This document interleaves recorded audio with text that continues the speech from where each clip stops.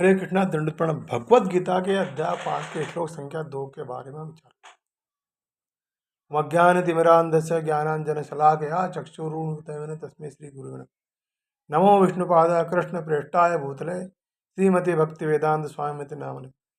नमस्ते सरस्वती देवे गौरवाणी प्रचारणे निर्विशेषा शून्यवादी पाश्चात्य देश तारणे।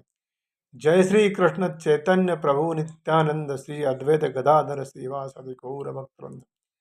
हरे कृष्ण कृष्ण कृष्ण हरे हरे, हरे राम राम राम हरे हरे। श्लोक संख्या 2 अध्याय 5। श्री भगवान वाच संन्यासा कर्मयोगश्च निःश्रेय स करा उभो तयोस्तु सर कर्म संन्यासात कर्मयोगो विशिष्यते। यानी संन्यास सांख्य योग और कर्मयोग दोनों ही कल्याण करने वाले हैं, परंतु उन दोनों में से ही कर्म संन्यास सांख्य योग से कर्मयोग श्रेष्ठ है।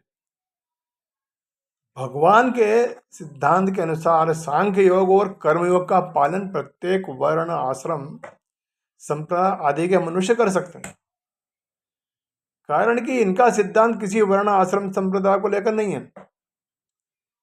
इसी अध्याय के पहले श्लोक में अर्जुन ने कर्मों का त्याग करके विधि पूर्वक ज्ञान करने प्राप्त करने की प्रणाली को कर्म संन्यास नाम से कहा, परंतु भगवान के सिद्धांत के अनुसार ज्ञान प्राप्ति के लिए सांख्य योग का पालन प्रत्येक मनुष्य स्वतंत्रता से कर सकता है और उसका पालन करने में कर्मों का स्वरूप से त्याग करने की भी आवश्यकता नहीं है।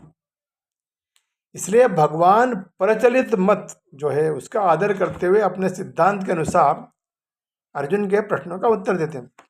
अब संन्यास शब्द आता, यहाँ संन्यास पद का अर्थ है सांख्य योग, कर्मों का स्वरूप से त्याग नहीं है। अर्जुन के प्रश्न का उत्तर देते हुए भगवान कर्मों के त्याग पूर्वक संन्यास का विवेचन न करके कर्म करते हुए ज्ञान को प्राप्त करने का जो सांख्य योग का मार्ग है उसका विवेचन करते। उस सांख्य योग के द्वारा मनुष्य प्रत्येक वर्ण आश्रम संप्रदाय आदि में रहते हुए प्रत्येक परिस्थिति में स्वतंत्रता पूर्वक ज्ञान प्राप्त कर सकता है, अर्थात अपना कल्याण कर सकता है। सांख्य योग की साधना में विवेक विचार की प्रमुखता रहती है। वेग पूर्ण तीव्र वैराग्य के बिना यह साधना सफल नहीं होती। इस साधना में संसार की स्वतंत्र सत्ता का अभाव होकर एकमात्र कृष्ण भावनामृत पर दृष्टि रहती है। राग मिटे बिना संसार की स्वतंत्र सत्ता का अभाव होना बहुत कठिन है। इसलिए भगवान ने देहाभिमानियों के लिए साधन क्लेश युक्त बताया। भगवान ने कहा कि छठे श्लोक में कि कर्मों का साधन किए बिना संन्यास का साधन होना कठिन है, क्योंकि संसार से राग हटाने के लिए कर्मयोगी एक सुगम उपाय है।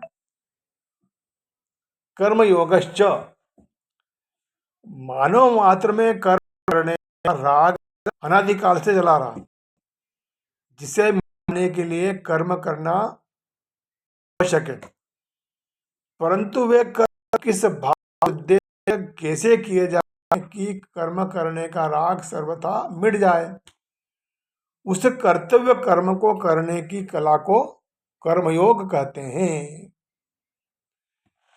कर्मयोग में काम छोटा हो या बड़ा इस पर दृष्टि नहीं रहती। जो भी कर्तव्य कर्म सामने आ जाए उसी को निष्काम भाव से दूसरों के हित के लिए करता। कर्मों से संबंध विच्छेद करने के लिए आवश्यक है कि कर्म अपने लिए न किए जाए। अपने लिए कर्म न करने का क्या मतलब है? इसका मतलब है कि कर्मों के बदले में अपने लिए कुछ भी पाने की इच्छा नहीं रखना। जब तक अपने लिए पाने की इच्छा बनी रहेगी तब तक कर्मों के साथ संबंध बना रहता है। एक शब्द आता निःश्रेय सकराग हो। अर्जुन का प्रश्न था कि सांख्य योग और कर्म योग, इन दोनों साधनों में कौन सा साधन निश्चय पूर्वक कल्याण करने वाला है? उत्तर में भगवान कहते हैं कि अर्जुन, ये दोनों ही साधन निश्चय रूप कल्याण करने वाले हैं। कारण कि दोनों के द्वारा एक ही समता की प्राप्ति होती है। भगवान ने 13 अध्याय में आगे जाकर दोनों ही साधनों के द्वारा परमात्म तत्व यानी कृष्ण भावना अमृत का अनुभव करने की बात कही है। इसलिए दोनों ही परम प्राप्ति के लिए साधन है। तयोस्तु कर्म संन्यासात, यानी एक ही सांख्य योग के दो भेद हैं। एक तो चौथे अध्याय में जो बात हुई उसमें सांख्य योग जिसमें कर्म के स्वरूप का त्याग कहा गया, और फिर दूसरे अध्याय में कहा गया है कि सांख्य योग जिसके द्वारा कर्मों के स्वरूप का त्याग नहीं है। यहाँ कर्म संन्यासात पद दोनों प्रकार के सांख्य योग का वाचक है। कर्म योगो विशेषत। आगे भगवान ने इन पदों की व्याख्या करते हुए कहा कि कर्मयोगी नित्य सन्यासी समझने योग्य है, क्योंकि वह सुखपूर्वक संसार बंधन से मुक्त हो जाता है। फिर भगवान ने आगे कहा कि कर्मयोग के बिना सांख्य योग का साधन कठिन है तथा कर्मयोगी शीघ्र ही ब्रह्म को प्राप्त कर लेता। तात्पर्य है कि सांख्य योग में तो कर्मयोग की आवश्यकता है, पर कर्मयोग में सांख्य योग की आवश्यकता नहीं है। इसलिए दोनों साधनों में कल्याणकारक होने पर भी भगवान कर्मयोग को ही श्रेष्ठ बताते हैं। अब लोक संग्रह का अर्थ है कि निस्वार्थ भाव से लोक मर्यादा सुरक्षित रखने के लिए लोगों को उन मार्ग से हटाकर सन्मार्ग में लगाना, उसके लिए कर्म करना, अर्थात केवल दूसरे के हित के लिए कर्म करना। इसी को गीता में यज्ञार्थ कर्म के नाम से भी कहा गया। जो केवल अपने लिए कर्म करता है वो बन जाता है, परंतु जो कर्मयोगी है वो निस्वार्थ भाव से केवल दूसरों के हित के लिए कर्म करता है।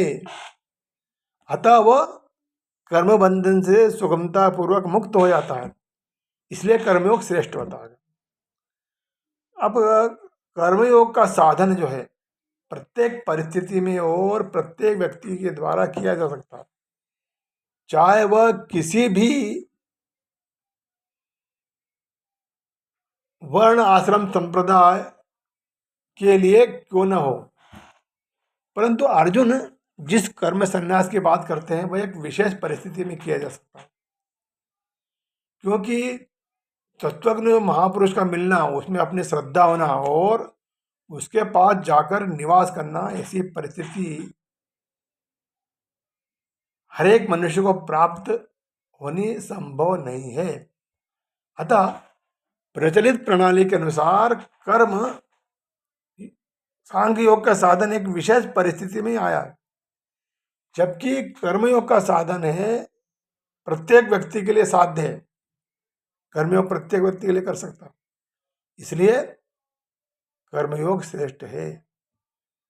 प्राप्त परिस्थिति के अनुसार जो है परिस्थिति का सदुपयोग करना कर्मयोग है। युद्ध जैसी घोर परिस्थिति में भी कर्मयोग का पालन किया जा सकता है। कर्मयोग का पालन करने में कोई भी मनुष्य किसी भी परिस्थिति में असमर्थ या पराधीन नहीं है, क्योंकि कर्मयोग में कुछ पाने की इच्छा का त्याग होता है। कुछ न कुछ पाने की इच्छा रहने से कर्तव्य कर्म करने में असमर्थता और पराधीनता का अनुभव होता है। अब कर्तृत्व भोक्तत्व ही संसार है। सांख्ययोगी और कर्मयोगी इन दोनों को ही संसार से संबंध विच्छेद करना है। इसलिए दोनों को ही संसार से संबंध विच्छेद के लिए साधकों को कर्तृत्व और भोक्तृत्व इन दोनों को मिटाने की आवश्यकता है। तीव्र वैराग्य और तीक्ष्ण बुद्धि होने से सांख्य योगी कर्तृत्व को मिटाता है। उतना तीव्र वैराग्य और तीक्ष्ण बुद्धि न होने से कर्मयोगी दूसरों के हित के लिए सब कर्म करके भोक्तृत्व को मिटा देता है। यह नियम है कि कर्तृत्व का त्याग करने से भोक्तृत्व का त्याग और भोक्तृत्व का त्याग करने से कर्तव्य का त्याग स्वतः हो जाता है।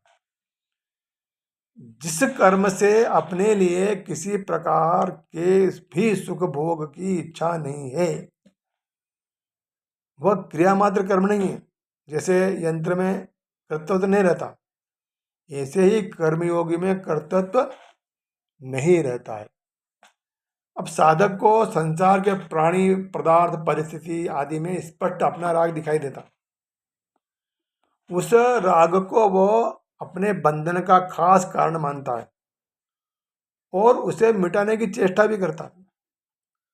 उस राग को मिटाने के लिए कर्मयोगी किसी भी प्राणी पदार्थ आदि को अपना नहीं मानता, अपने लिए कुछ नहीं करता और क्रियाओं से सुख लेने का भाव न रहने से कर्मयोगी की क्रियाएं परिणाम में सबका हित और वर्तमान में सबकी प्रसन्नता और सुख के लिए हो जाती है। इस प्रकार हम देखते हैं कि केवल असत के ज्ञान से अर्थात असत को सत जान लेने से राग की निवृत्ति नहीं होती। जैसे सिनेमा देखने वाले पदार्थ आदि की कोई सत्ता नहीं होती, ऐसा जानते हुए उसमें राग हो जाता। सिनेमा देखने से चरित्र समय नेत्र शक्ति और इन चारों का नाश हो जाता है। ऐसा जानते हुए भी हम राग के कारण पिक्चर देखते हैं।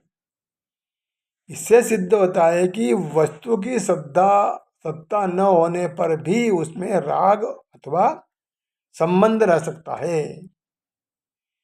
यदि राग न हो तो वस्तु की सत्ता मानने पर भी उसमें राग उत्पन्न नहीं होता। इसलिए जो साधक का मुख्य काम ये होना चाहिए कि राग का अभाव, सत्ता का अभाव करना नहीं, क्योंकि बांधने वाली वस्तु जो है राग का संबंध बताती है। पदार्थ चाहे सत हो अथवा असत, चाहे वह सत असत से विलक्षण हो, यदि उसमें राग है तो वह बंधने वाला हो जाता है। वास्तव में हमें कोई भी पदार्थ नहीं बांधता, बांधता है हमारा संबंध जो राग से ही पैदा होता है। अतः हम है कि राग को